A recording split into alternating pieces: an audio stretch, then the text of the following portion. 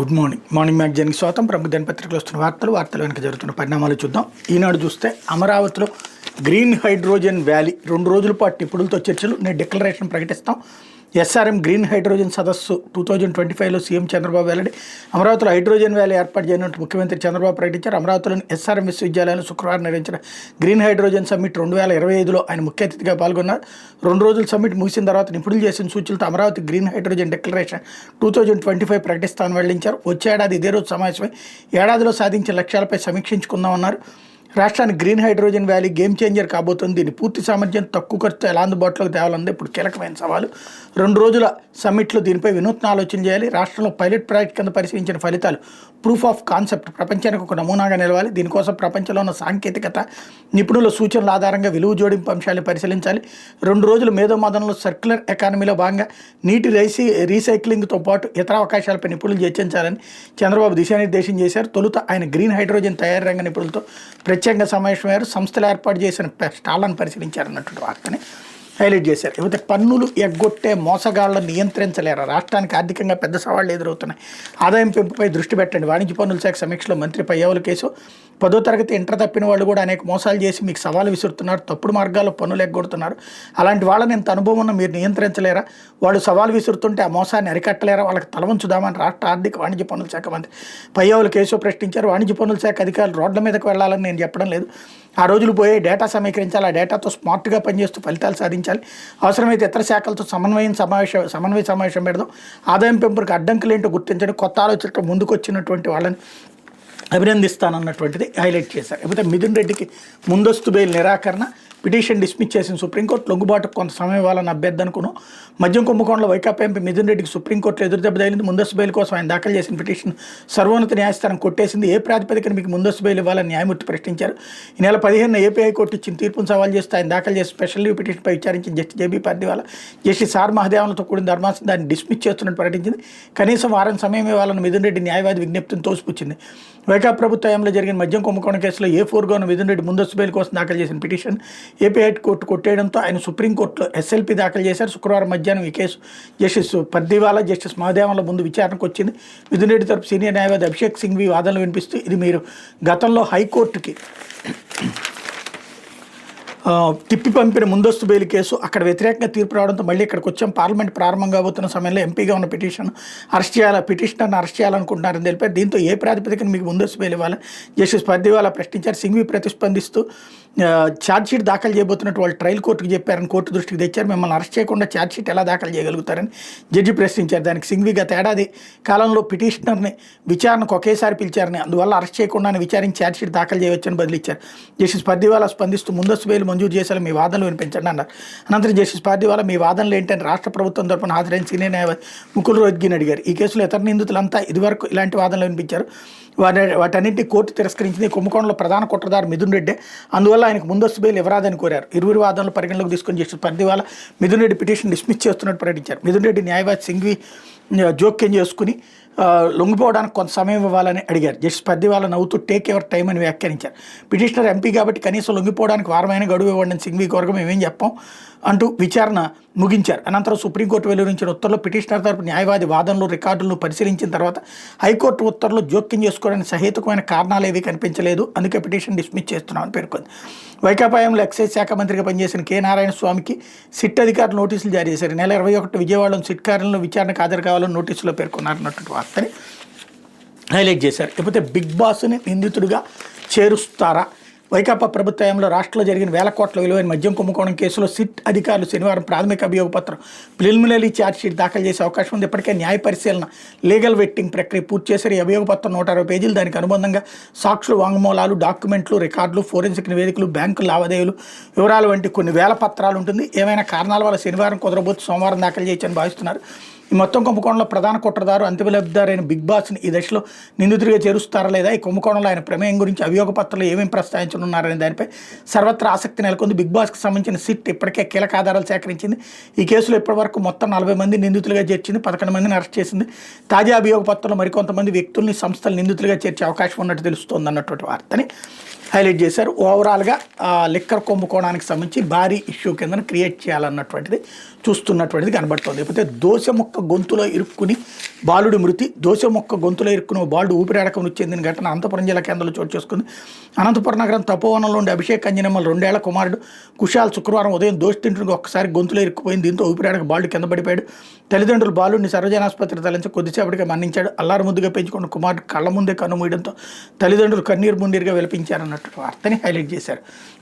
లేకపోతే 26 నుంచి రాష్ట్ర వ్యాప్త పర్యటన బీజేపీ రాష్ట్ర అధ్యక్షుడు పివిఎన్ మాధవ్ రాష్ట్రాన్ని అన్ని రంగాల అభివృద్ధి పదంలో నడిపించడానికి తన వంతు పాత్ర పోషిస్తానని, అందులో భాగంగా ఈ నెల 26వ తేదీ నుంచి రాష్ట్ర వ్యాప్త పర్యటనకు శ్రీకారం చుడుతున్నట్టు బీజేపీ రాష్ట్ర అధ్యక్షుడు పివిఎన్ మాధవ్ తెలిపారు. విశాఖ పార్టీ కార్యాలయంలో శుక్రవారం ఆయన విలేకరులతో మాట్లాడారు. ముందుగా రాయలసీమ జిల్లాలో, అనంతరం ఉత్తరాంధ్ర కోస్తా జిల్లాలో పేర్కొన్నారన్నటువంటి వార్తని హైలైట్ చేశారు. ఇకపోతే పేదల భవితకు బంగారు బాట P4 ముఖ్యమంత్రి చంద్రబాబు వెల్లడి. మార్గదర్శులకు క్యాంప్ కార్యాలయంలో విందు, పేదల భవిష్యత్తుకు బంగారు బాటలు వేసేందుకు P4 కార్యక్రమాన్ని ముఖ్యమంత్రి చంద్రబాబు పేర్కొన్నారు. రాష్ట్రంలో అట్టడుగులు ఉన్న 20% పేదలకు ఆర్థికంగా సామాజికంగా పైకి తేవాలనేదే తన సంకల్పమని పేర్కొన్నారు. P4 కార్యక్రమంలో భాగంగా పేదలకు సాయం చేసేందుకు ముందుకు వచ్చిన మార్గదర్శులకు శుక్రవారం ఉండవల్లి క్యాంప్ కార్యాలయాన్ని విందిచ్చారు. ఈ సందర్భంగా మాట్లాడుతూ ఇప్పటివరకు 5 లక్షల బంగారు కుటుంబాలు 47,000 మంది మార్గదర్శులు నమోదు చేసుకున్నారు. ఆగస్టు 15 నాటికి 15 లక్షల బంగారు కుటుంబాలు మార్గదర్శులు దత్తత తీసుకునే ఇలా చేయాలన్నటువంటి వార్తని హైలైట్ చేశారు. లేకపోతే సాక్షి వచ్చేటప్పటికి వైద్యానికి నిర్లక్ష్యం, సూదికి దిక్కు లేదు, దూది కూడా దొరకడం లేదు, ప్రభుత్వ ఆసుపత్రుల్లో మందులు లేక బయట కొనలేక పేదల అవస్థలు, దూది కూడా రోగులే తెచ్చుకోవాలని సూచిస్తున్న వైద్య సిబ్బంది, ఇన్సులిన్ ఇంజక్షన్లు ఎక్కడా లభించని వైను మందులన్నీ సరఫరా చేస్తున్నామంటున్న సర్కార్, ప్రభుత్వ ప్రకటనలకు భిన్నంగా క్షేత్రస్థాయి పరిస్థితులు, 108 సో కాల్ డైల్ చేసినా పలకదు, ప్రాణాలు పోతున్నా రాదు, బాబు ఏలుబడిలో 108 అంబులెన్సుల సేవలు అస్తవ్యస్తం, సరైన నిర్వహణ లేక మూలన పడ్డ 100కు పైగా వాహనాలు, మిగిలినవి ఫోన్ చేస్తే ఎప్పుడు వస్తాయో తెలియని దుస్థితి, గ్రామీణ గిరిజన ప్రాంతాల్లోనూ ఆపదలు ఆదుకోని ఆపద్బాంధవి, నిర్వహణ కాంట్రాక్ట్ అస్మదీలకు కట్టబెట్టేందుకు అత్యుత్సాహం, సేవలు అందించడంలో మాత్రం శ్రద్ధ చూపని టీడీపీ కూటమి సర్కార్, అంపసేవిపై ఆరోగ్యశ్రీ, నెట్వర్క్ ఆసుపత్రులకు 3,500 కోట్ల బాకీ, ఆరోగ్య ఆసరాకు తిలోదకాలు, ఉచిత వైద్యం అందించబోమంటూ తేల్చి చెప్తున్న యాజమాన్యాలు, సేవల విస్తరణ పట్టించుకొని ప్రభుత్వం నిలిచిన ఎంపానల్మెంట్ అన్నటువంటి వార్తని హైలైట్ చేశారు. ఇటీవల కంటికి శస్త్రచికిత్స చేయించుకున్న కళ్ళు మంటగా ఉంటే ఏరియా ఆసుపత్రికి వచ్చే వైద్యులు చుక్కల మందు అందుబాటులో లేదని ప్రైవేట్ షాప్లో కొనుక్కోమని చెప్పారు. 500 పెట్టి కొనుక్కోక తప్పలేదు, మా లాంటి పేదలకి ఇది ఆర్థిక భారమే అంటూ ఒక బాధితురాలకు సంబంధించినటువంటి వార్తని హైలైట్ చేశారు. అయితే గుప్తా ఆధిపత్యం గుర్రు అంటూ మాట్లాడేదేం లేదని తేల్చి చెప్పి డీజీలు సమావేశానికి రావాలని సీఎస్ చేసిన ప్రతిపాదనకు తిరస్కరణ, డీజీపీ హరీష్ కుమార్ గుప్తా తీరు సరికాదని స్పష్టీకరణ, డీజీల తిరుగుబాటుతో ప్రభుత్వంలో కలవరం, సీఎస్ ద్వారా రాయబారం నడిపిన సీఎం చంద్రబాబు బెడిసికొట్టిన సర్కారు రాజీ యత్నాలు అన్నటువంటిది హైలైట్ చేశారు. వాళ్ళల్లో వాళ్ళు గొడవ పడుతున్నట్టే, అది గొడవ పడుతున్నారు లేదు కూడా మనకి తెలియదు. ఇది ఒక క్రియేటివ్ స్టోరీ అయ్యి ఉండొచ్చు, లేదా ఈ మిగతా డీజీలన్నా మనకు పాజిటివ్గా ఉంటారులే అని రాస్తూ ఉండొచ్చు. ఇకపోతే ప్రజల కొనుగోలు శక్తి డమాల్, కూటమి అసమర్థ రెడ్ బుక్ పాలనతో క్షీణదిశగా ఏపీ ఆర్థిక వ్యవస్థ, ఈ సర్కారు ఏర్పాటు నుంచి తిరోగమనంలోని రాష్ట్ర సంపద, అమ్మకం పన్ను పన్నేతర ఆదాయం తగ్గుతోంది తప్ప పెరగడం లేదు. 2023-24 తొలి త్రైమాసికంలో చూస్తే రెవెన్యూ రాబడుల్లో ఏకంగా 9,873 కోట్లు తగ్గుదల, కేంద్రంలో భాగస్వామిగా ఉన్న ఏకంగా 90.65% తగ్గిన కేంద్ర గ్రాంట్లు 2023-24 తొలి త్రైమాసికంతో పోలిస్తే 14,234 కోట్లు తగ్గిన కేంద్ర గ్రాంట్లు, 23-24 తొలి త్రైమాసికంతో పోలిస్తే సామాజిక రంగ వ్యయం 7,485 కోట్లు తగ్గుదల, ఈ ఆర్థిక ఏడాది తొలి త్రైమాసిక బడ్జెట్ గణాంకాలు వెల్లడించిన కాగ్ అన్నటువంటి వార్తని ఇక్కడ ప్రధానంగా హైలైట్ చేశారు. ఇందులో ఏదైతే రాష్ట్ర ఆర్థిక పరిస్థితి దివాళా తీస్తుందన్నటువంటి కోణాన్ని ప్రొజెక్ట్ చేసుకొచ్చారు. రెవెన్యూ రాబడులు 46,112 కోట్లు 23-24 ఏప్రిల్ జూన్లో ఉంటే ఇప్పుడు 36,239కి పడిపోయింది. అలాగే అమ్మకం పన్ను ఆదాయం 4,733 కోట్ల నుంచి 4,364 కోట్లకు పడిపోయింది ఏడాది కాలంలో.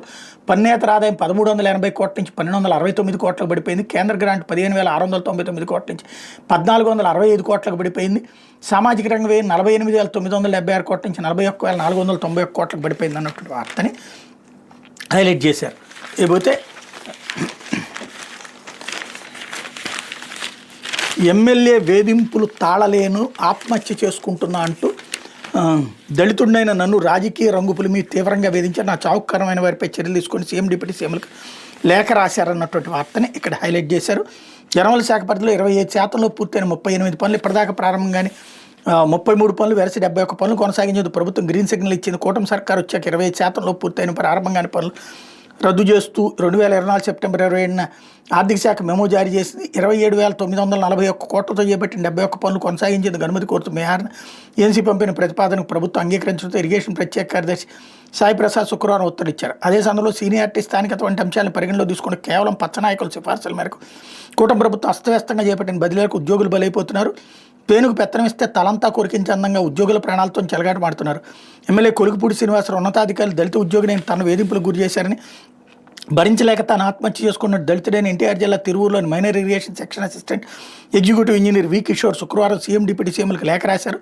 తనను తిరువూరు నుంచి గౌరవరం ఎన్ఎస్సి సెక్షన్కి బదిలీ చేసిన అధికారులు రిలీవ్ చేయలేదని, దీనిపై ఎమ్మెల్యేని పలుమార్లు ఉన్న ఫలితం లేదన్న లేఖలో పేర్కొన్నారు. Vijayawada special division executive engineer Gangaiah, Kanchikacherla special sub division DE Umashankar కలిసి తనకు రాజకీయ రంగు పులిమి ఇంజనీరింగ్ చీఫ్ శ్యాంప్రసాద్ తిరువూరు ఎమ్మెల్యేతో ఫోన్ చేయించి తన బదిలీ నిలిపివేశారని ఆవేదన వ్యక్తం చేశారు. ఎమ్మెల్యే రిలీవ్ చేయవద్దన్న స్వయంగా ఇంజనీరింగ్ చీఫ్ చెప్పడంతో తీవ్ర మనస్తాపానికి గురి ఆత్మహత్యకు పాల్పడుతున్నట్టు లేఖలో పేర్కొన్నారు. అధికారులు తిరువు ఎమ్మెల్యే కలిసి ఆడిన రాజకీయ నాటకంలో తాను బలైపోయానని, తన చావుకు కారణమైన బాధ్యులపై కఠిన చర్యలు తీసుకుని భవిష్యత్తులో ఏ ఉద్యోగి తనలా ఇబ్బంది పడకుండా ప్రభుత్వం చూడాలని లేఖలో కోరారు. ఇరిగేషన్ అధికారులు వాట్సాప్ గ్రూప్లో పోస్ట్ చేసిన అనంతరం అజ్ఞాతంలోకి వెళ్ళిపోయారన్నటువంటి వార్తని హైలైట్ చేశారు. ఇకపోతే పాన్ కిళ్ళి కాదు కలవరం. పాన్ ప్రపంచవ్యాప్తంగా అందరూ ప్రామాణికంగా అనుసరించి రేడియో కాల్ తక్షణ ప్రాణాపాయం లేని పరిస్థితుల్లో వాడే ఎమర్జెన్సీ కాల్. ఇది ప్రాణాపాయం లేనప్పటికీ ఇది అర్జెంట్, దీనిపై వెంటనే దృష్టి సారించాలన్నది ఆ కాల్ అన్నటువంటి కాన్సెప్ట్ ఒకదాన్ని హైలైట్ చేసుకొచ్చారు. దీంట్లో ఏంటయ్యా అంటే ఢిల్లీ నుంచి గోవా వెళ్తున్న ఇండిగో విమానంలోని పైలట్ చాలా టెన్షన్తో అన్న మాట ఇది. వెంటనే ముంబై ఎయిర్పోర్ట్లో స్టాండర్డ్ ఎమర్జెన్సీ చర్యలు చేపట్టారు. అంబులెన్సులు అగ్నిమాపక దళాలను రన్వే వద్దకు చేరుకున్నాయి. బుధవారం రాత్రి 9:53 గంటల విమానాన్ని ఎమర్జెన్సీ ల్యాండింగ్ చేశారు. ఆ సమయంలో విమానంలో 191 మంది ప్రయాణికులు ఉన్నారు. రాత్రి 9:27 గంటల సమయంలో విమానం ఇంజిన్ 1లో సమస్య తలెత్తడం దాన్ని గుర్తించిన పైలట్ పాన్ అంటూ ఎమర్జెన్సీ కాల్ చేసినట్టు అధికారులు తెలిపారు. పాన్ అన్నది ప్రపంచవ్యాప్తంగా అందరూ ప్రామాణికంగా అనుసరించే రేడియో కాల్. తక్షణ ప్రాణాపాయం లేని పరిస్థితుల్లో వాడే ఎమర్జెన్సీ కాల్. ఇది ప్రాణాపాయం లేనప్పటికీ ఇది అర్జెంట్, దీనిపై వెంటనే దృష్టి సారించాలన్నది ఆ కాల్ అర్థం. విమానంలో వైద్యపరమైన అత్యవసర పరిస్థితి, ఇంజన్లో సమస్యలు, తక్కువ ఇంధనం ఉండటం, తీవ్రత తక్కువ ఉండే మెకానికల్ సమస్యలు తలెత్తినప్పుడు దీన్ని వాడతారు. అంటే పూర్తిస్థాయి ఎమర్జెన్సీ కాదు, air traffic control ground staff ముందస్తు జాగ్రత్తలు తీసుకునేలా పాన్ కాల్ అలర్ట్ చేస్తుంది. పాన్ అనేది పాన్ అనే ఫ్రెంచ్ పదం నుండి వచ్చింది. దీని అర్థం బ్రేక్ డౌన్ అని. మేడే అంటేనేమో శాంతం కూలిపోతోంది అన్నటువంటిది. విమాన సముద్రయానాల్లో ఇదో ప్రామాణిక పద్ధతి. స్పష్టంగా వినిపించడం కోసం, అర్థం చేసుకోవడం కోసం 3 సార్లు చెప్తారు. అలాగే రెగ్యులర్ సంభాషణకి దీనికి మధ్య తేడాను గుర్తించడానికి, పరిస్థితిని మామూలుగా తీసుకోకుండా వెంటనే స్పందించడానికి ఇది ఉపయోగపడుతుంది. దీనివల్ల పాన్ బదులు మేడే అని, మేడేకి బదులుగా పాన్ అని అపార్థం చేసుకునే ప్రమాదాన్ని కూడా నివారించినట్టు అవుతుంది అన్నటువంటి వార్తనే హైలైట్ చేశారు. అయితే ప్రాణహాని ఉందని కోర్టుకు వస్తే పట్టించుకోవాల్సింది వ్యక్తి ప్రాణాలకు హాని జరిగితే అతని కుటుంబానికి పూర్తిలేని నష్టం జరుగుతుంది. అందువల్ల ఆ వ్యక్తి భద్రతకు ఆదేశాలు ఇస్తున్నాం. వైఎస్ఆర్సీపీ నేత రామలింగారెడ్డికి 1+1 భద్రత కల్పించండి. కడప జిల్లా ఎస్పీకి హైకోర్టు ఆదేశం. తనకు ప్రాణహాని ఉన్నందున భద్రత కల్పించాలని కోరుతూ వ్యక్తి తమను ఆశ్రయిస్తే దాన్ని తాము సీరియస్గా తీసుకోవాల్సిందని హైకోర్టు స్పష్టం చేస్తే అతని ప్రాణాలకు హాని జరిగితే దానివల్ల వ్యక్తి కుటుంబానికి పూడ్చలేని నష్టం జరుగుతుందని తెలిపింది. అందువల్ల ఆ వ్యక్తికి భద్రత కల్పించాలని ఆదేశాలు ఇస్తున్నామని తెలిపింది. వైఎస్ఆర్సీపీ నేత లింగాల రామలింగారెడ్డికి 1+1 భద్రతను పొడిగించాలని వైఎస్ఆర్ కడప జిల్లా ఎస్పీని హైకోర్టు ఆదేశించింది. భద్రతకు అయ్యే ఖర్చును భరించాలని రామలింగారెడ్డికి స్పష్టం చేసింది.